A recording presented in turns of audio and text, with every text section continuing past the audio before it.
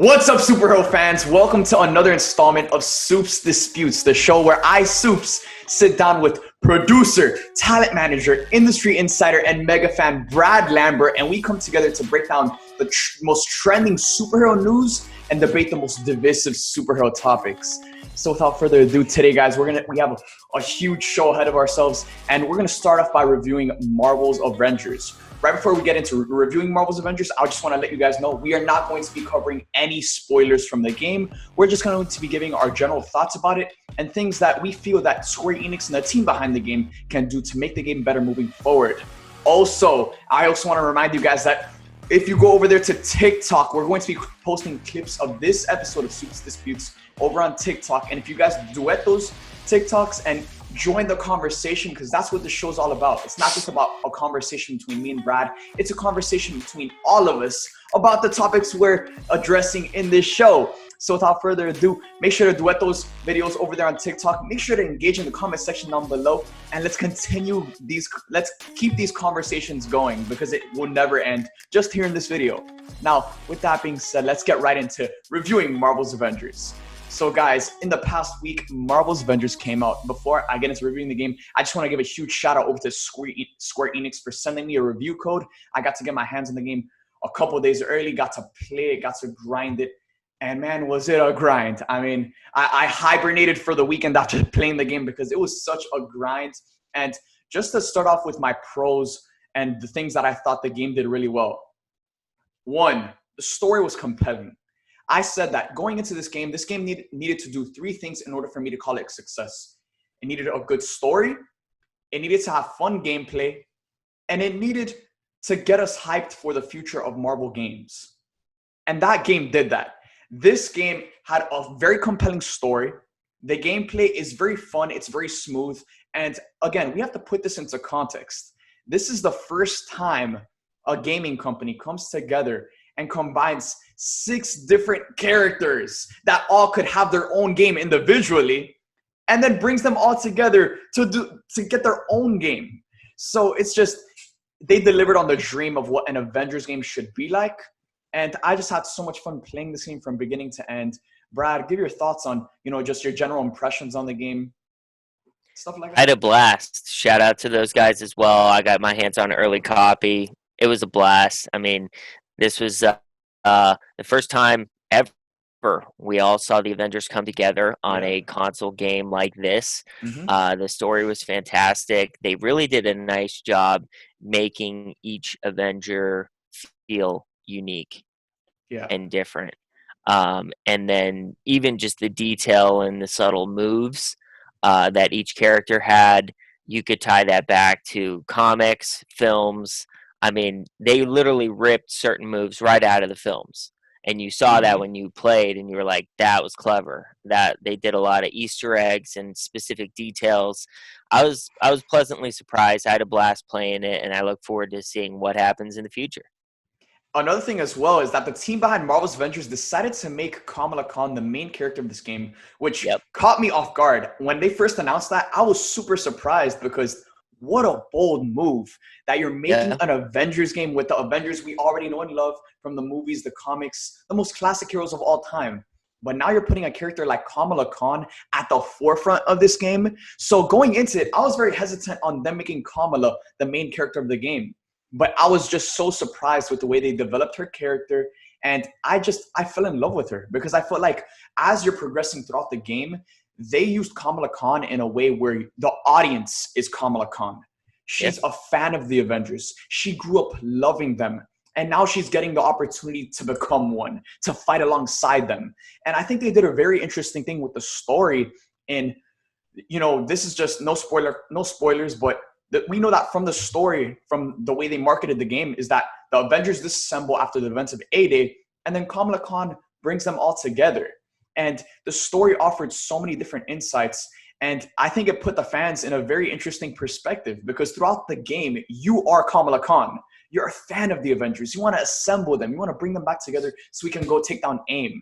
But at the same time, we're looking at the Avengers at a very human level.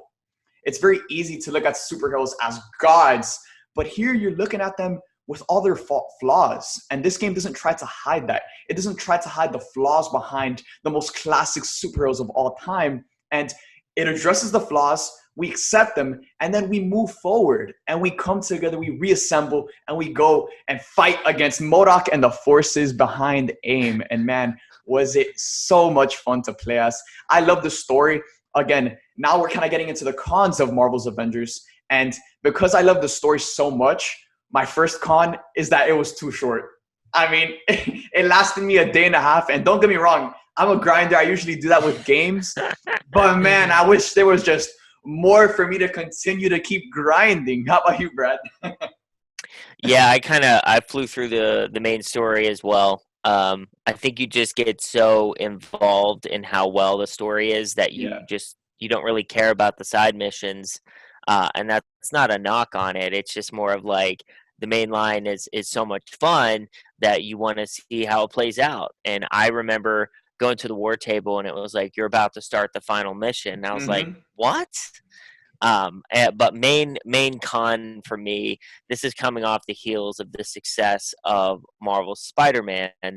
And I know they're two different games, two different styles of games, but man, the open world element of Spider-Man, that's just going to be hard to top in general by any superhero game we get moving forward, whether that's Gotham Knights. I do believe Miles Morales is going to be better, if not worst case the same. Mm-hmm. Um, but that style of just open world freedom, like it's not repetitive in a bad way.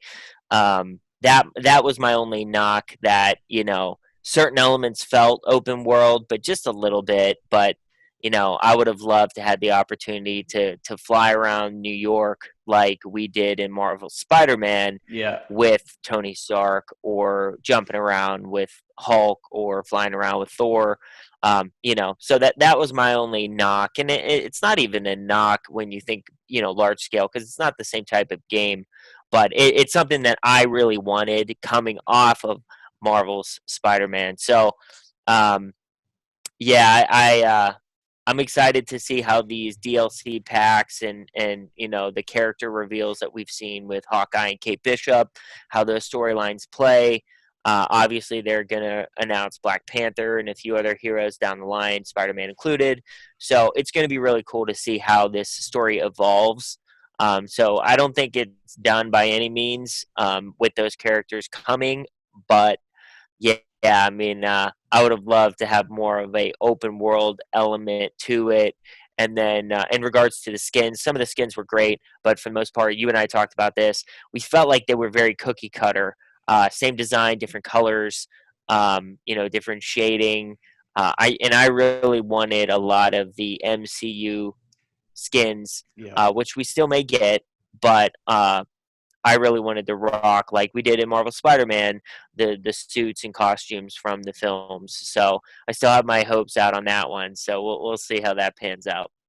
For sure. And I think the skins is something that they really just didn't deliver on. Because again, if we look at a game like Marvel's Spider-Man, all of the suits in that game are from the comics, from the movies.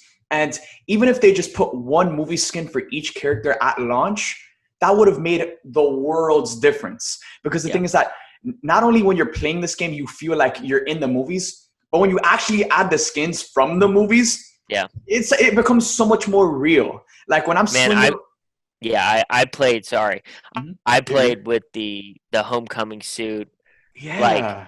from day one. Like I didn't even use the Insomniac suit. I started out with the animated series suit, and then I went straight to the Homecoming suit when I unlocked it, and then I went to the Far From Home suit, and Mhm. I never went back. I literally flipped between all the MCU suits, whether it be Iron Spider, Homecoming, Far From Home. Like that's what I wanted to do. I wanted to be that version of Spider-Man, and especially with these characters, man, imagine a Ragnarok skin of Thor or a Iron Man 3 version. I mean that just, I'm excited because I'm hopeful that we'll still get maybe a DLC or a pack of some kind. But you and I are on the same page there. That would have just made everything so much more fun.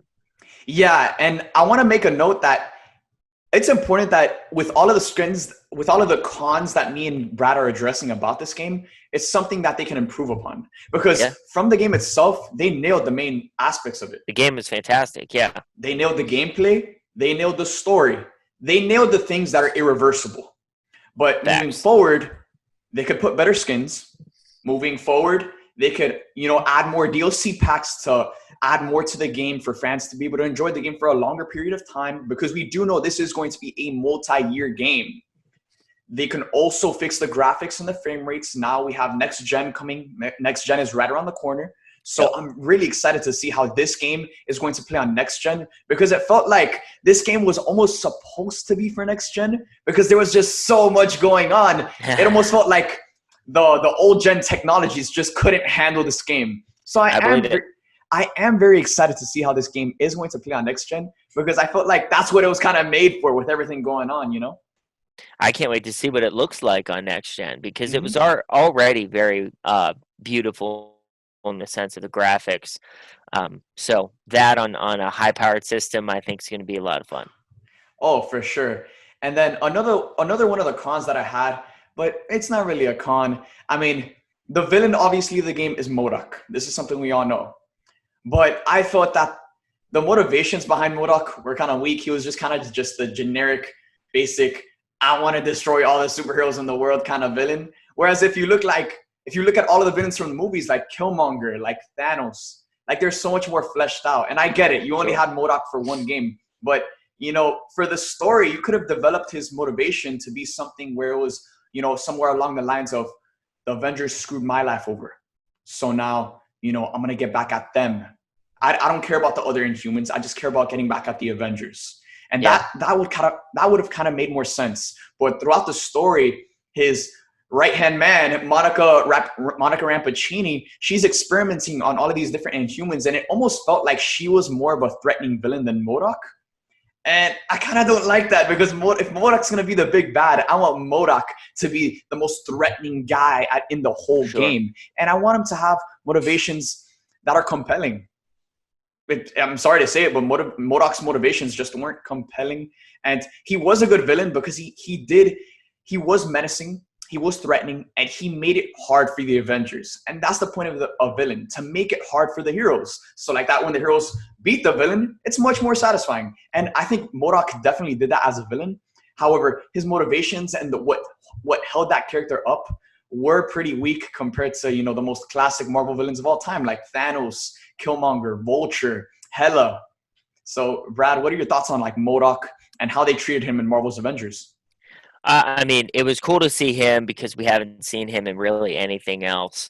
So it was good to see him make his debut, if you will. Mm-hmm. But I agree to some extent. On the other end, I feel like he he was jealous of um, superheroes in general. Uh, Mm-hmm. even leading up to A-Day. Like, he hated the fact that the Avengers and superheroes around the world were getting the limelight instead of him being, a scientist, right?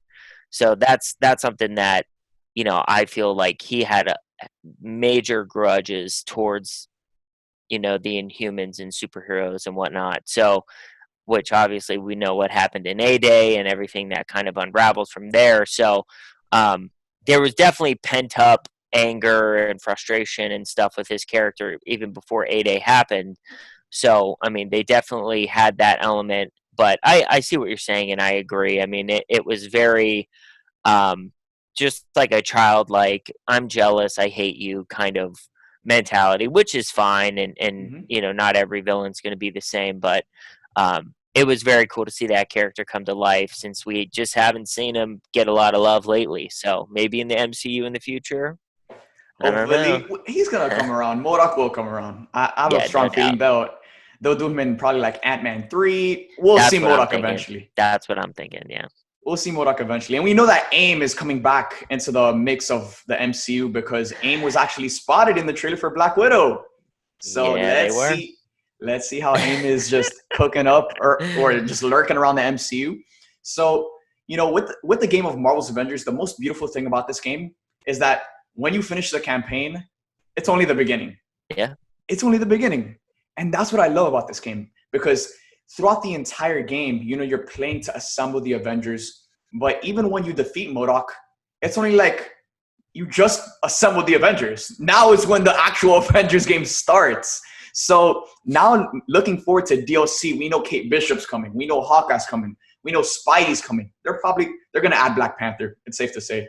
And they're probably going to add Captain Marvel as well, and so many other different heroes. So, can't wait for Captain Marvel. Brad, moving forward, who's your most anticipated DLC character in Marvel's Avengers? Mine's is Captain Marvel without question. Hands down. Just because of the way Thor plays, Iron Man plays. I know that when Captain Marvel is introduced in Marvel's Avengers, she's going to be so much fun. She's going to be so powerful. And you could already just feel her in the game from the mechanics of Iron Man and Thor. So I just can't wait for them to introduce Captain Marvel. Yeah, I agree. And I mean, obviously, Kamala is a huge Captain Marvel fan. So I think the interactions between those two are going to be very cool. And we got the first Easter egg regarding Carol in like the first 5 minutes of the game when you were at A-Day. So we know she's alive but off-world. So that was a nice little reference for Far From Home. But yeah, I'm excited. I think Carol's going to be a lot of fun. I think Black Panther would be a lot of fun. Obviously, I'm intrigued to see how they use Spidey coming off of Marvel Spider-Man. Yeah. So yeah, there's a lot of interesting characters coming, but yeah, Captain Marvel's my number one, because you know damn well that her ultimate's going to be binary, and that's going to be fire. Yeah, she's going to pop up. You can just feel her in the game already. Same thing with Ant-Man. When you're playing as Kamala Khan, like, that's Ant-Man right there. Let's be real. He will be added as well. I mean, that's no doubt about it. Yeah, I don't want to get into spoilers, so I'm trying to tiptoe around here. But yeah, the future is bright, and we're just getting started with this franchise. For sure. And because Marvel's Avengers is going to be a multi-year game, there's going to be so much content, so many DLC packs, so many alternative stories that they add within the game for us to enjoy. So this is only the beginning of Marvel's Avengers. If you guys haven't played it, I highly recommend it, because it's so much fun, and it delivers on the dream of an Avengers game that you can play with friends. They crushed it. Yeah. The co-op element of it is so much fun. We played a bunch of times. It definitely adds a lot of elements to it. So shout out to those guys. They really did a great job with this game. 1000%. So now we got Marvel's Avengers. It's here. It's here for us to enjoy. But now moving forward, Brad, what do you think is the most anticipated superhero game that fans should be excited for? Hands down, without question, Miles Morales. A next-gen Marvel Spider-Man game. The first one was ahead of its time. Now you're taking it to next-gen capabilities. I cannot imagine. I was talking to my sister about it the other day. I'm going to have to buy a 4K TV. I'm going all out. Like, this game is going to literally be a game changer. I can't wait. And yeah, hands down, the capabilities, the detail that they put into the last one, now with the capabilities of the new systems, man, for the level of detail and physics and just the added of what we will be able to do in that game. For sure. I mean, I agree with you. I think fans should definitely be excited for Spider-Man Miles Morales, just because it's coming off of the Goliath that was Spider-Man PS4. Again, like you said, ahead of its time. The graphics were amazing. Everything about the game was amazing.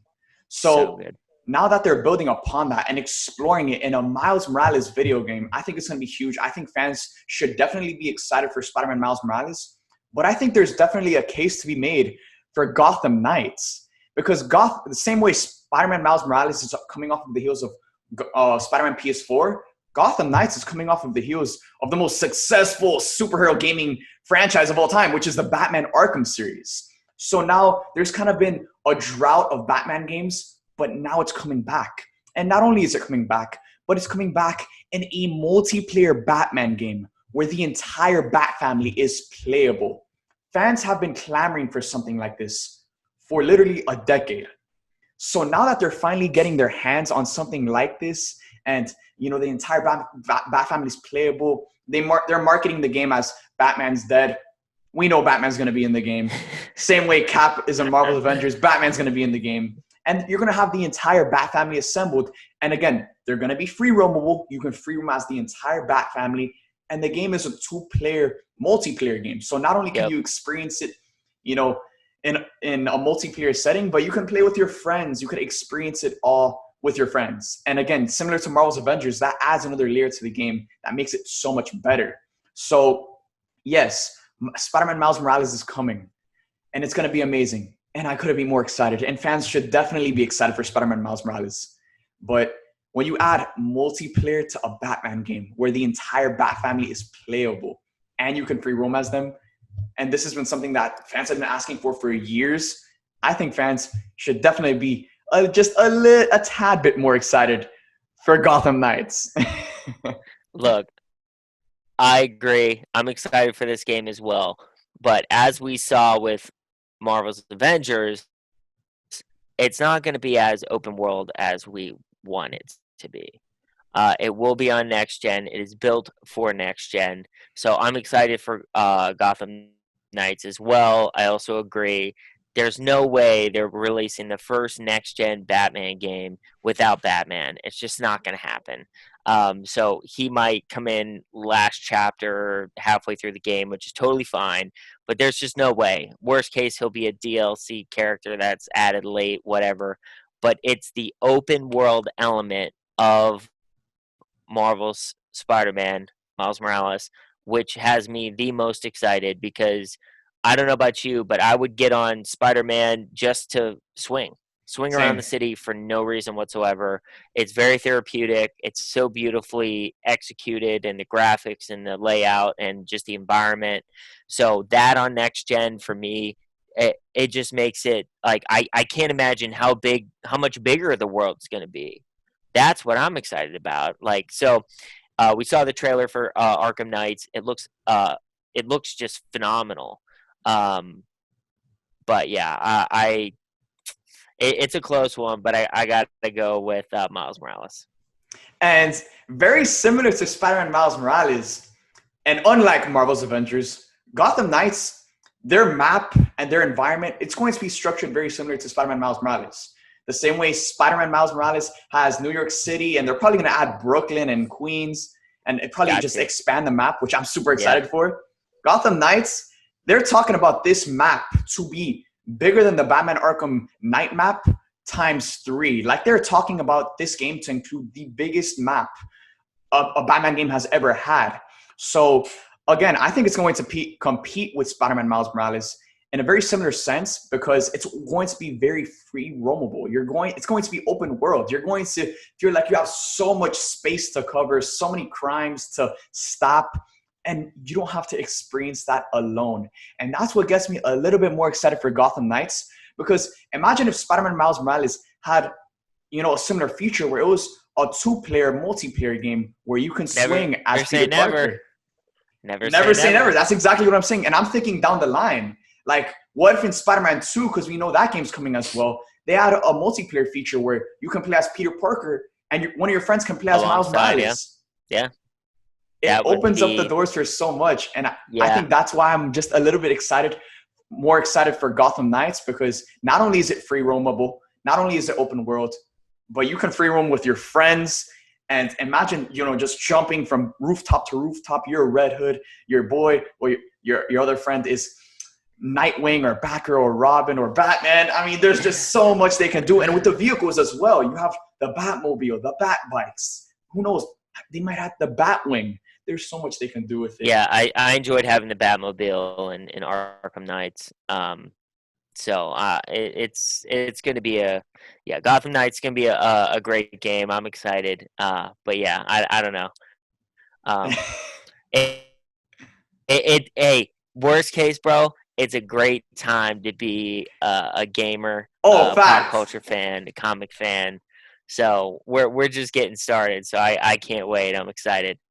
Fact. And the beautiful thing about this is that both of these games are coming. Both of these games are going to be fantastic, and these companies are going to compete against each other. Like you don't 100%. you don't think with the next Spider-Man game that they make, looking at the success of Gotham Knights whenever that drops, you don't think Marvel's going to even consider or have conversations about involving a multiplayer system in the next Spider-Man game?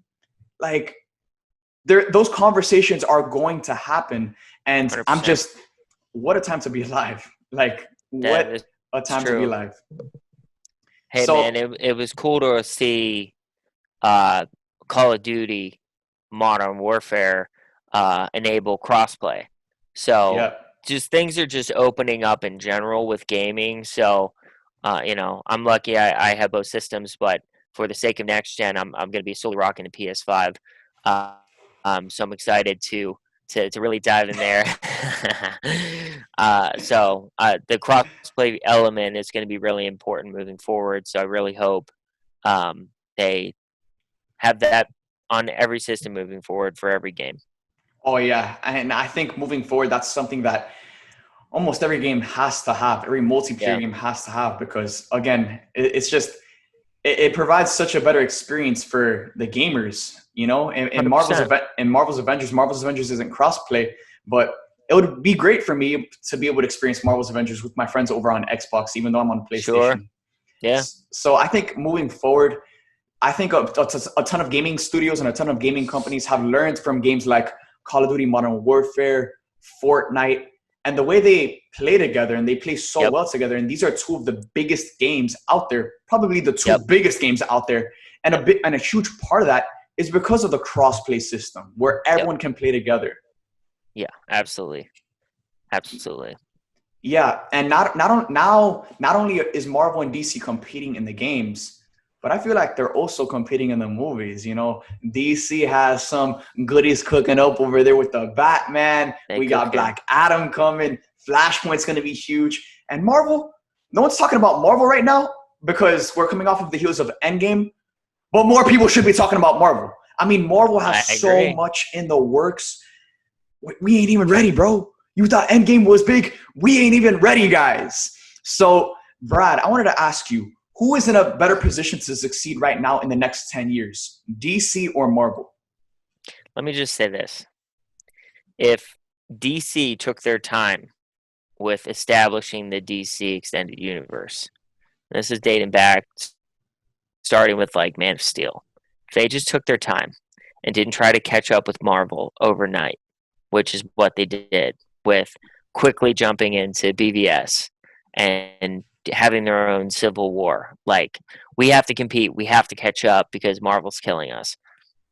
They would have been able to establish each individual character like Marvel did. They took their time over 10 years establishing all these characters, which is why we love every character for our own separate reasons. Nobody was shoved in our face last minute. Everybody was established. Everybody was teased and led up to. And Marvel just had Endgame, and the scope of the MCU will be different. But Kevin Feige is still in charge. If he was not, I would be concerned. But not only are films still very much coming out, the slate is insane moving forward, but they also have the element of Disney Plus. And the fact that the MCU Marvel shows on Disney Plus, that's going to change the game because we really haven't seen TV interconnect with film via streaming before. So Marvel's once again changing the way things are done in the industry. So I'm excited in that capacity to watch something on Disney Plus and then see it connect to the films. And that's something that I got disconnected to with Agents of S.H.I.E.L.D. because it was loosely connected. And then the Netflix series, which I loved, were also loosely connected, but not. Now everything's connected. There is no question. It's Yeah. 100% part of the MCU. They're just TV shows that live on Disney Plus. So I will say this about DC. They have a lot of momentum, but there's not a lot of cohesion with the universe that they're building. They just cast a brand new Batman. The trailer, the movie, everything looks incredible. I cannot be more excited. But apparently it's not connected to Wonder Woman or Aquaman or any of those incredible films and franchises that they've started in the last 5 years. So there's still not a lot of cohesion on that side yet. But I will say this: Wonder Woman, Aquaman, Shazam, now Black Adam. Those franchises are gaining a lot of steam and cohesion. You can already see the cohesion between Shazam and Black Adam. It's evident. And also Superman's also right there, right? So you got Superman, Black Adam, and Shazam. So that's going to be the trio moving forward, right? Mm-hmm. So DC has a lot moving, but they have to find a way to maintain that cohesion and not panic when things go bad. They have to be patient. Take your time. Establish these characters. Don't jump into the next BVS, Civil War, Endgame, Justice League level film tomorrow. You have to establish these characters and this universe. Once they do that, if they did that back in the day, like I said, after Man of Steel, they would be in a much better position right now than Marvel, because they would be leading up to their Justice League 2, Justice League 3, and just. But now they're basically almost at square one, maybe a little further ahead, but they're starting over again. So a lot. I like where they're at. There's a lot to be excited about, more so than in past years. But they have to be confident and maintain that cohesion moving forward. We can't recast Batman every 3 years. We can't do that. We're talking about Batman, bro. One of the most iconic characters ever. Christian Bale played him for 100 years. Like, you cannot recast him every 5 minutes. Same with Superman. You have to lock these people in and believe in what you're doing and not panic and change things when something goes wrong. Patience. Establish the universe. They're going to be fine. They've had a lot of great success recently with Wonder Woman, Aquaman, Shazam. We're going to see Wonder Woman 2. Like, we have good stuff coming for DC. But as the track record shows, Marvel doesn't miss. They haven't missed in a very long time. Now you're adding Disney Plus in those shows. We've seen the success with Mandalorian. Granted, that's not Marvel, but it is Disney, and it's under that umbrella. So I can't wait for the MCU shows. I really can't. And that is going to tide us over in between these films that launch. And they will establish a bigger, larger universe, even bigger than before. Because we know we're getting, the X-Men, the Mutants, Fantastic Four. And, it's just going to continue to expand upon what has already been built, which is crazy enough to say. So, I will say this. DC has a lot of good stuff happening. I'm stoked for everything going on over there. But I'm sorry, dude. Track record shows Marvel still has the edge. And until they flop and fall on their face, which I really don't expect to happen, it's hard to not go with Marvel. So who's in a better position right now to dominate in the next 10 years moving forward? I love Marvel. I love everything they're doing. And they have such a bright future. I think they have such a bright future that it's not getting talked about enough. I agree. But DC is in a better position right now to succeed moving forward. And here's why. These two brands are completely separate. They have two completely different goals in mind. Right now, Marvel's goal is to make amazing films and make sure they're all connected. They're all tying together, building towards something bigger. Their next Endgame, whether it's that, Avengers versus X-Men, Avengers 5, Secret Invasion, who knows? But right now, DC's goal right now is to establish their characters, do them justice, and make amazing films with these characters. So right now, coming off of Endgame, you lost Captain America. You lost Iron Man. This was never a part of the plan, but unfortunately, they lost Chadwick Boseman. And even though they lost Chadwick Boseman, I have full confidence in Marvel's future and how they're going to handle that situation, and they're going to freaking crush it. People are counting them out. Marvel's going to come back stronger than ever, and they're going to crush it. But moving forward, the Avengers don't really exist right now in the Marvel Cinematic Universe. Hulk has like a broken arm. He's You know, he's what do you call it? He's disabled right Yeah, now. yeah, he's basically. disabled. He's disabled. He can't do anything. Black Widow's dead. Tony's dead. Cap is done. Thor's still around. Thor's still kicking it. So Thor's chilling. But you basically lost your Avengers. Whereas if you look at DC, right now they have a Batman movie that's rattling all the cages, rattling up all the fans across the globe right now. It's going to be epic. It's going to be huge. Robert Pattinson's going to knock it out of the park. By the way, I wish Robert Pattinson a huge, healthy and speedy recovery, as right now he's dealing with the coronavirus. He's isolated on set. And I'm super happy that – I'm not happy that Robert Pattinson got corona, obviously, but I'm happy that he was contained in a way where they didn't have to shut down production because the movie is still getting filmed. Right now they're just filming scenes without Robert Pattinson's Batman. So that's still coming. Production is still underway. So right now, again, Marvel lost their Avengers. DC has Batman coming. Superman, Henry Cavill, I'm confident he will return. He will most likely return. Let's be real here. And now DC has the biggest actor in the world in Dwayne Johnson coming to play Black Adam. Say what you want about Black Adam, whether it's an amazing movie or a bad movie. Dwayne Johnson is coming. And just Dwayne Johnson coming alone to play a superhero in the DC universe is going to completely revolutionize DC as a brand. Because Dwayne Johnson is a trusted actor. This guy doesn't embark on projects that flop. He embarks on projects that are blockbusters, that are thrillers. They make money. They make money. I mean, whether Black Adam is an amazing movie or not, we all can agree that that movie is going to make – it's going to make a lot. It's going to make a lot. I wouldn't be surprised if it makes $1 billion. I think it will make $1 billion because The Rock is just such a bankable actor. He's been working on this project for the past 10 years. And I've never seen him talk about a project with as much passion as Black Adam. So moving forward, if we look at the cards on the table right now, Marvel's coming. And I think a huge part of Marvel's success in the next 10 years is going to be attributed to what they're doing over there on Disney+. That's going to be huge. But right now, DC they have Wonder Woman. She's around. Wonder Woman 1984 is right around the corner. They got Batman coming. We know Superman's going to come back. And then they have the biggest actor in the world in Dwayne Johnson coming to lay the hammer down and shake up the whole universe. So moving forward, you cannot compete against Wonder Woman, Superman, Batman, and Dwayne Johnson compared to WandaVision, Falcon and the Winter Soldier, Black Widow. Eternals is going to be huge. I can't even say anything on Eternals. But you cannot compare those projects compared to The Batman, Wonder Woman 1984, Black Adam, Superman.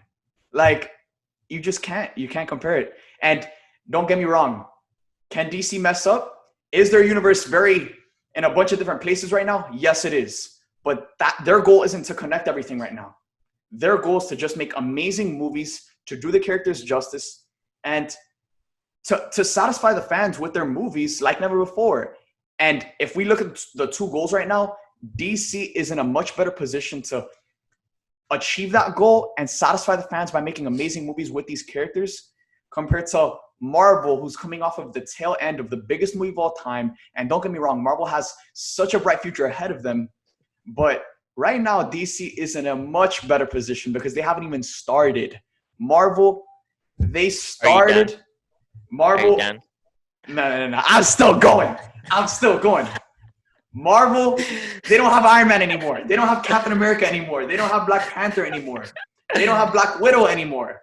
They don't have the Avengers. DC still has their Justice League, and they still haven't even started. So I'm going to say that DC is in a much better position to succeed moving forward. Let me ask you this. A month ago, prior to fandom, would you say the same thing? Be honest. Would I say the same thing a month ago before fandom? Before seeing anything, trailers, concept, all the stuff that you got immersed to in fandom, which was basically like their Comic-Con. Yeah. Tell me you would say the same thing. I think I would say the same thing because you're lying. You are lying. Going into fandom, The Batman was already my most anticipated superhero movie. And You so didn't is, see anything and from so the is Black Batman. Adam. All I saw from the Batman. Those were just thoughts. No. Those were thoughts. You didn't see anything. There was nothing to go off of. There Them and was. Marvel were like, oh, this is coming out. This is all we know. Like how you're describing Marvel right now. And here's the other thing. Marvel hasn't said shit since Endgame. Not a peep. Nothing. They didn't have a fandom. They didn't talk about Comic-Con. You're telling me if Marvel had a similar event next to fandom and we got the same trailers, teasers, presentations like Comic-Con, you would genuinely say, by the way, we still have Spider-Man 3. We have the X-Men coming, which the announcement on those characters and how they're going to be brought into the universe is incoming. Okay? It's coming. All right? Which is going to shatter everything. You have the Fantastic Four also coming. You still have Captain Marvel, Thor. You have Natalie Portman, who's going to be the female version of Thor, right? She's coming. Did I say Spider-Man 3? Because you keep forgetting he's still there. You still have Doctor Strange in the Multiverse of Madness, which is going to change the entire scope of the MCU. Okay? Captain Marvel, still there. WandaVision, yeah. You have all these. You have Loki. You have all these MCU shows on Disney Plus. But the Avengers are not the core that they once were. And Hulk's still there. Yeah, he's disabled right now, but I guarantee you they're going to find a way to fix him. He'll be back. You still have Ant-Man. Yeah. You still have all the Black Panther side of things. Wakanda, that whole... There's a lot still alone. Even though we did lose Downey, Evans, Johansson. There's a lot left bone. But I'm telling you right now, you would not say the same thing if fandom did not happen. You just wouldn't. Because I wouldn't. I'd be like, oh, I mean, it sounds cool. We haven't seen anything. But DC showed us stuff. And Marvel hasn't. And I promise you, bro. I promise you.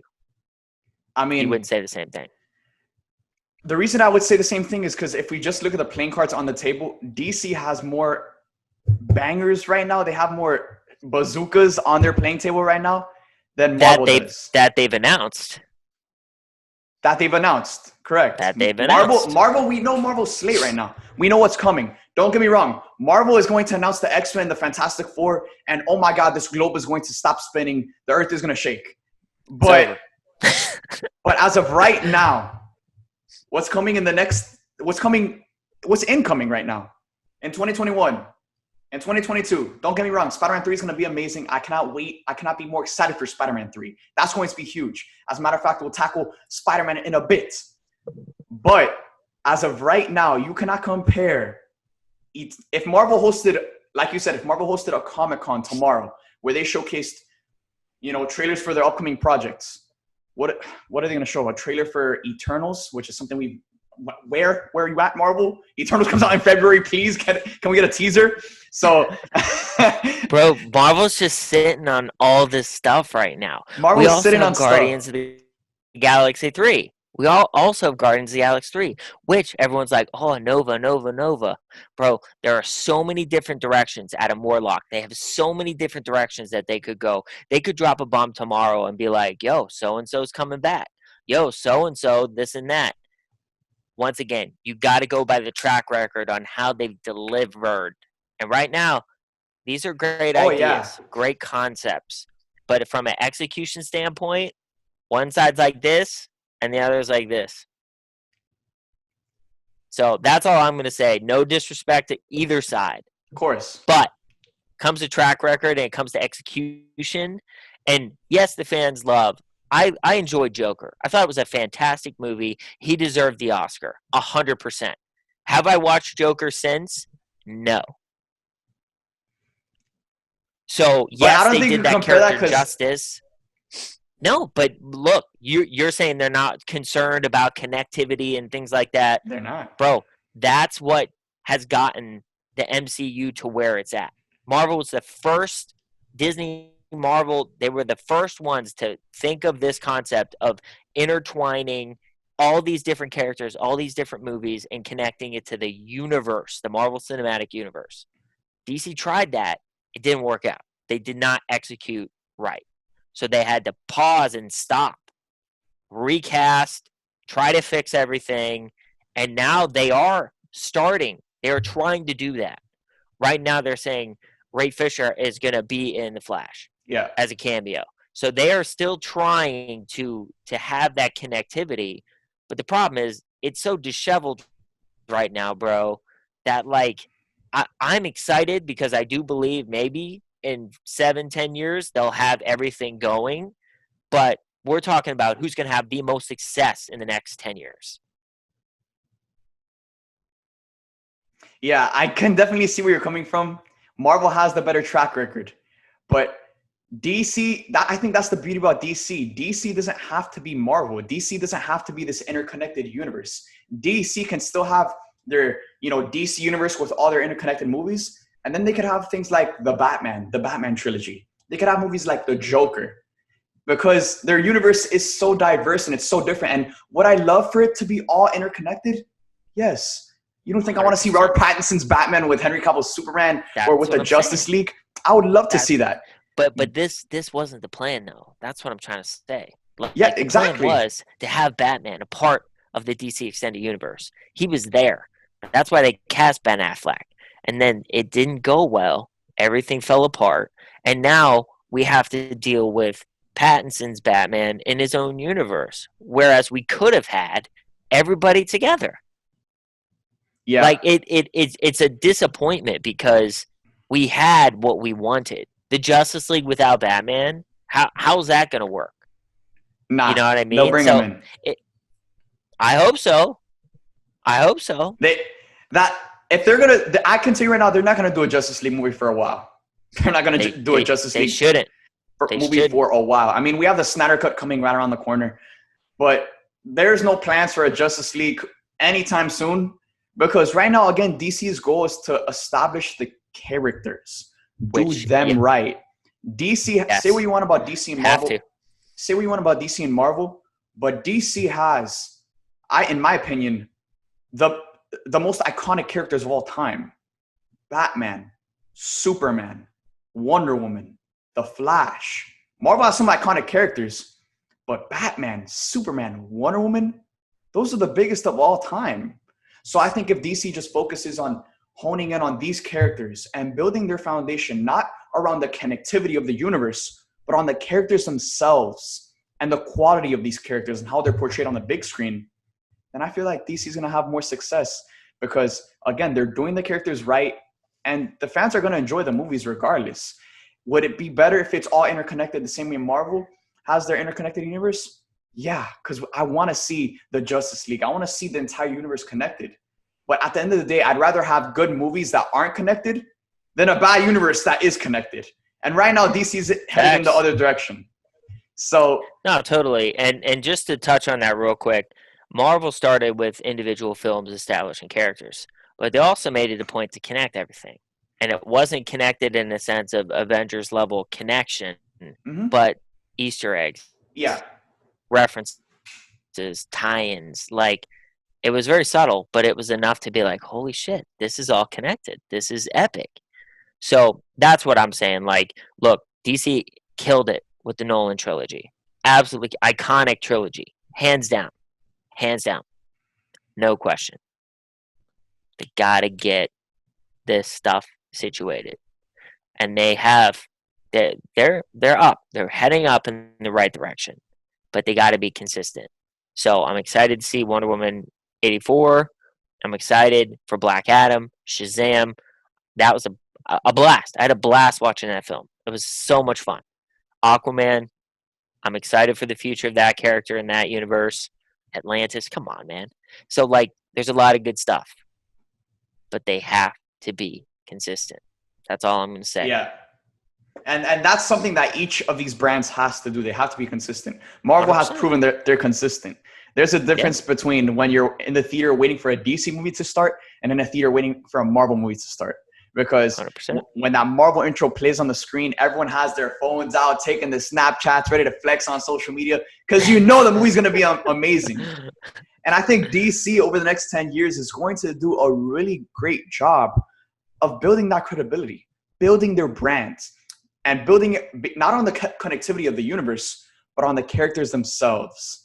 So now moving forward, Brad, we're talking about both DC and Marvel right now, but moving forward, who do you think is Marvel's most important character that they have in store right now?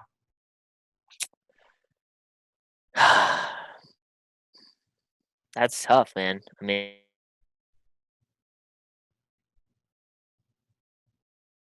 the main leaders of it all, and with the uncertainty of Spider-Man and where his placement's going to be between Sony, that deal only essentially lasts obviously past this next one with a few kind of cameos and things of that nature.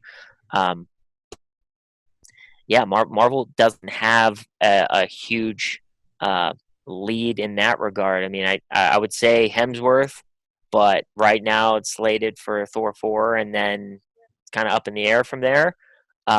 So I'm intrigued to see how things kind of play out. But I think you have to look at Doctor Strange, Wanda. I think you have to look at Captain Marvel. I think she's going to be, the Avengers moving forward, rightfully so. And I would like to see what they do with Ruffalo, but he's a lot of questions up in the air about him with his injury. So, yeah, I would have to say Captain Marvel. I think from a contract standpoint, I think Bree's locked in for a while.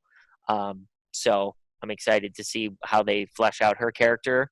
But, yeah, the core Avengers are kind of disbanded. They need assembling. But, yeah, I think a lot will be kind of revealed in the next couple years when it comes to the future of Marvel and who's the leader. But I'd say right now it has to be the captain, and that's Captain Marvel. So when it comes to the most important character that Marvel has in store right now, I would love to say Spider-Man, because right now, coming off of Endgame, where we lost Iron Man, where we lost Captain America, where we lost Black Widow, now moving forward, the fan favorite is Spider-Man. He's my favorite Marvel character of all time. He's the greatest Marvel character of all time. Now, we are uncertain about his future because Sony owns the character, but I would love to say that Spider-Man is their most important player moving forward because he's their greatest character, and they just lost their two faces of their universe. I agree. I agree. I love Spider-Man. I love what they've done with the character in the MCU. I think it's the best version of the character across everything. But yeah, it's going to be interesting. It's true. It's going to be interesting to see what happens with that. Like, I hate the uncertainty. If we didn't have the uncertainty of who owns what and whatever, and if this was a 10-year collaboration, I would say Spider-Man without hesitation. Yeah. Tom Holland's young. He's just getting going. That character's just getting going. He's hitting his individual stride. So I would love to say Spider-Man, but with the uncertainty from a business sense, you're kind of going to have to go with someone who's owned by Disney and Marvel, and that's Captain Marvel. See, for me, the biggest player that Marvel has right now moving forward is Doctor Strange.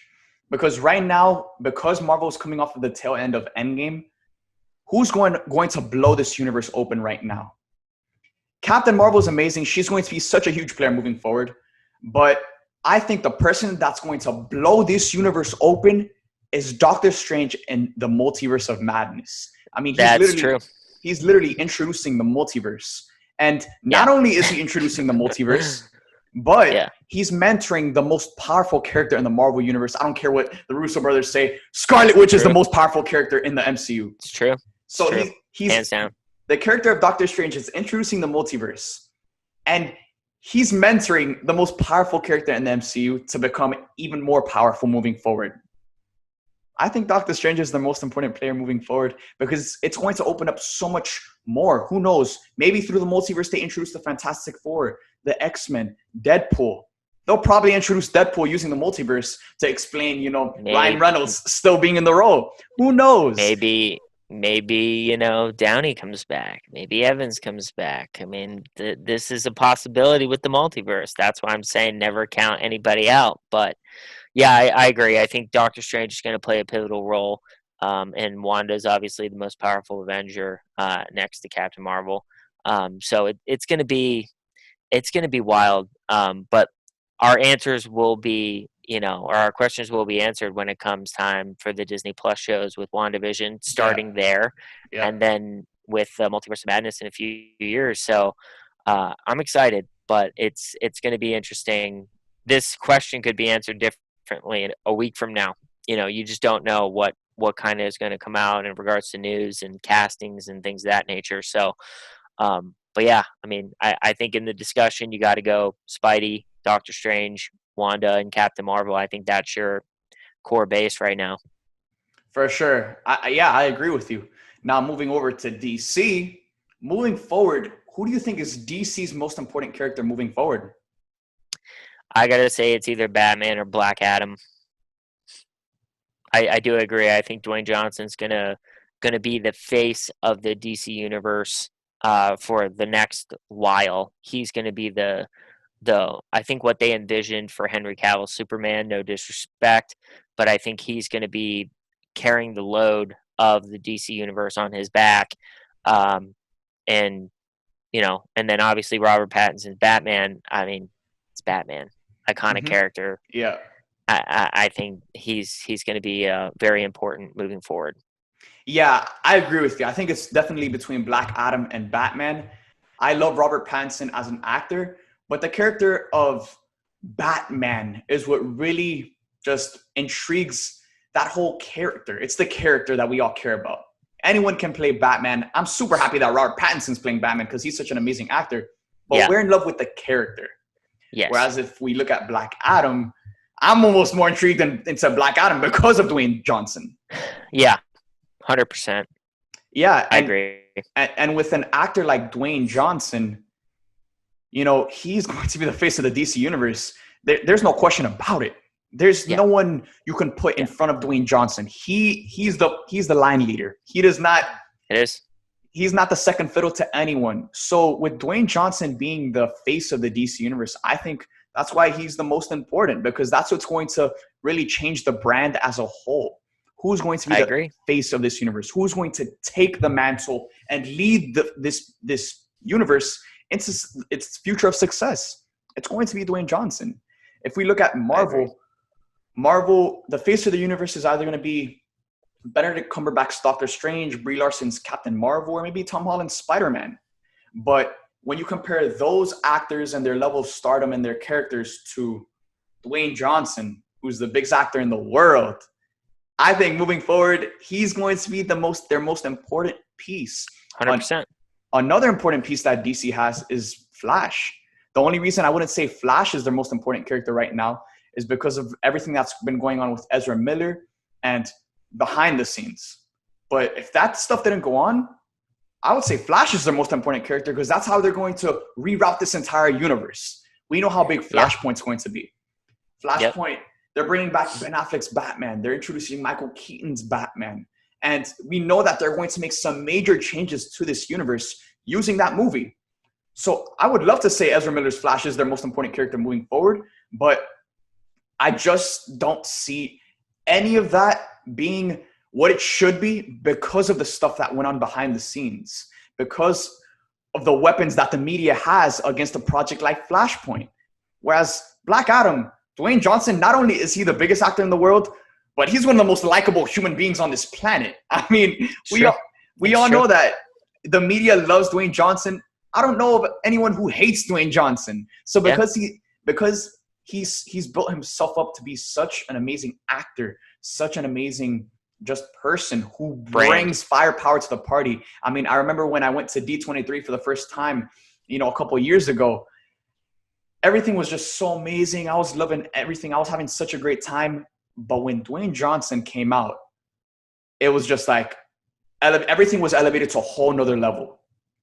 And again, at the center stage, you have Bob Iger, the CEO of Disney. But when Dwayne Johnson came out, he was running that whole panel for his upcoming Disney movie, The Jungle Cruise. So it's like Look, it's about, and that's the thing. When you're talking about these things, you have to think of the brand and the business side of things. Yeah. So that's when, like, when we're talking, I'm talking to the audience. When we're talking, we're not just speaking from our fandom and our passions.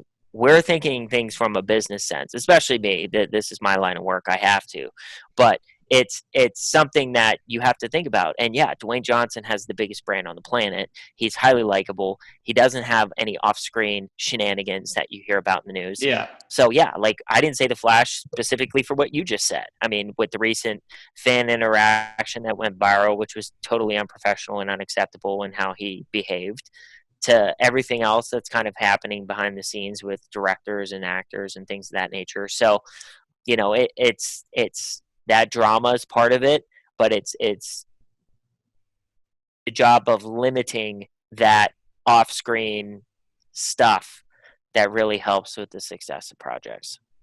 Yeah, and it's almost like because Dwayne Johnson is so big and he just takes helm of everything he is a part of, it's like he doesn't even want to be associated in the same conversation as Ezra Miller's Flash or just the other DC movies, because that's his movie.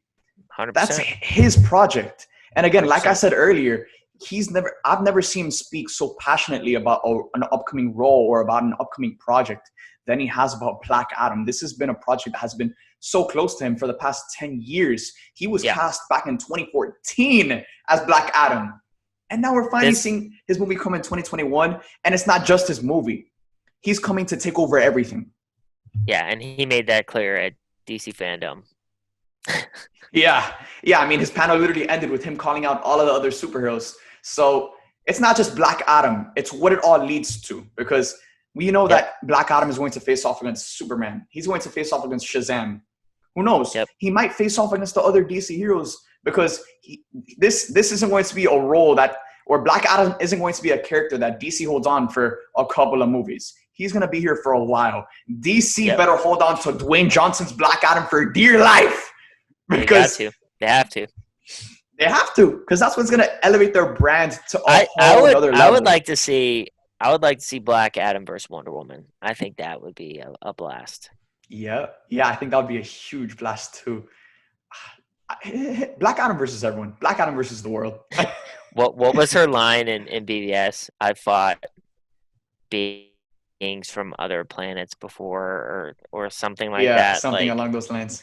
It just makes sense. Other than the ones you mentioned, obviously. But it just makes sense. It makes sense. And then on top of that, like, both of their stories take place way back when. Back in the day. She might actually know about him. Who knows? Like, that's the cool thing about it. The connectivity of it. You could have some fun with that. Yeah, and I love how, unlike Dwayne Johnson's other roles, for this role in particular, he's kind of like the bad guy. He's the guy that doesn't hold back. Dwayne Johnson is a very nice guy, but Black Adam ain't nice. And he made that very clear. It reminds me of his early role in the Fast and Furious franchise. Yeah. Where he came in as like he was like DEA or FBI or something like that, but he was a hard-nosed, I will fuck you up character. So I get that kind of vibe out of him in this film. So I'm excited. It's going to be huge for not only him and his brand, but DC definitely moving forward. 1000%. So guys, now it's time for you guys to join the conversation. Today, me and Brad reviewed Marvel's Avengers. We talked about what game should you be most excited for moving forward? Who's in a better position to win right now, Marvel or DC? Who's Marvel's most important character moving forward? And who's DC's most important character moving forward? So let us know in the comment section down below. Duet these TikToks over there on TikTok. With that being said, thank you guys for tuning into Supes Disputes. It's been a pleasure, and we'll see you guys next time.